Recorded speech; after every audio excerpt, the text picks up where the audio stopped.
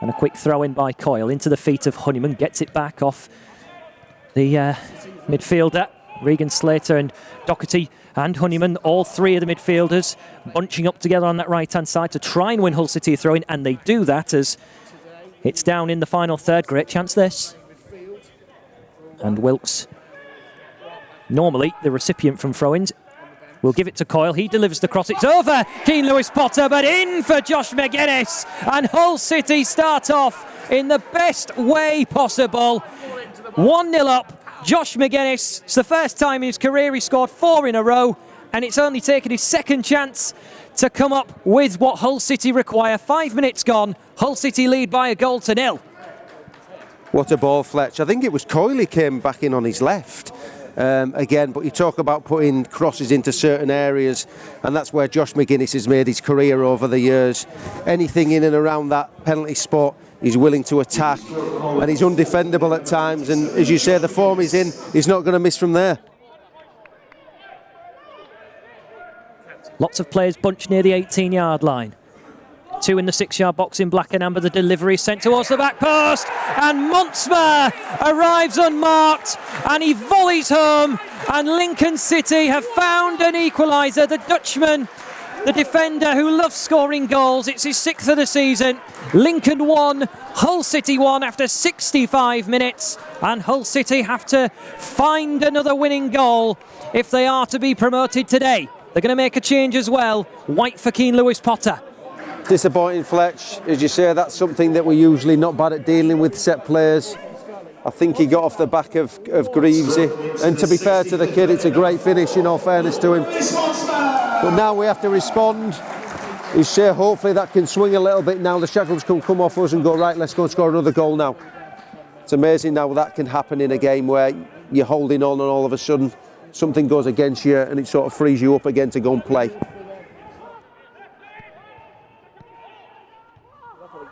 Wilkes gets the ball down to Doherty, and then Wilkes went over on the halfway line with Bridcut. So Hull City coming the other way. Coyle on the right-hand side near the edge of the box, stands up across. It's looking for Tom Eaves. Now is it a penalty? It is! Tom Eaves has won a penalty for Hull City. The defender of Lincoln towered on Tom Eaves. He was pulled to the floor, and with 8.5 minutes to go, Hull City have their biggest chance, and Malik Wilkes has picked the ball up. He wants this. Eaves won the penalty. Malik Wilkes, though, wants to take charge, and this is his biggest kick he will have all season. It was a penalty as well, Fletch. It was a really good ball into a good area. It peeled off to the back post. I'm not sure what the defender was doing, if I'm honest with you, but we'll take it all day. It's Wilkes versus Palmer. Malik Wilkes has scored penalties. McGuinness has scored penalties. You would trade them all in now, though, for Wilkes to dispatch this one. Malik Wilkes is having to wait. Here we go. Malik Wilkes will hit it left-footed. It's into the net. It is delicate. It is precious for Hull City, and they are now so close to a return to the championship. Malik Wilkes, calm as you like, makes it Lincoln 1, Hull City 2. Brilliant, calm, composed. When the pressure was on, fantastic penalty. 7 or 8 men in black and amber shirts celebrate with Malik Wilkes away to the right-hand side, to the section of the stadium where the Hull City fans would normally be. But I can tell you now, I bet on the north side of the Humber, there will have been an explosion of noise across the city with cheers from the Hull City fans as we now lead here at the LNER Stadium. Grant McCann has a whistle to get Hull City moving. He doesn't want a booking for Ingram. Ingram to Coyle. That's it! The championship beckons again for Hull City. Hugs for the management and celebrations for the players. Look what it means. Hull City will play championship football again.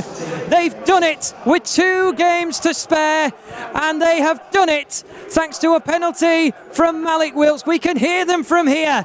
We are going up is what they chant. Hull City will be a championship team next year. The champagne bottle is in Callum Elder's hand, and Wilkes's, the banner comes out. It's champagne time for Hull City. They are promoted. They've won here by 2-1.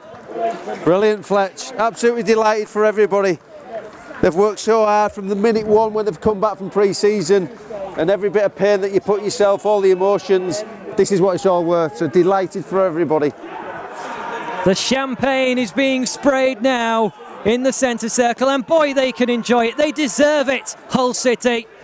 Some of the performances they've put in this season, they were very much at the start of the season criticised, they were downplayed after the nightmare of last season, but the run that Hull City have put together has been that, dare I say it, of champions. There's 2 games still to play, of course. That is still up for discussion on the football pitch.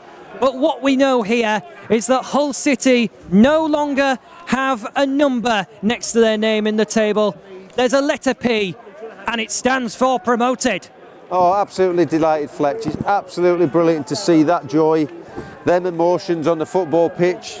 Like I said, you come in as a footballer. Obviously, last year we had some disappointments. They had some disappointments.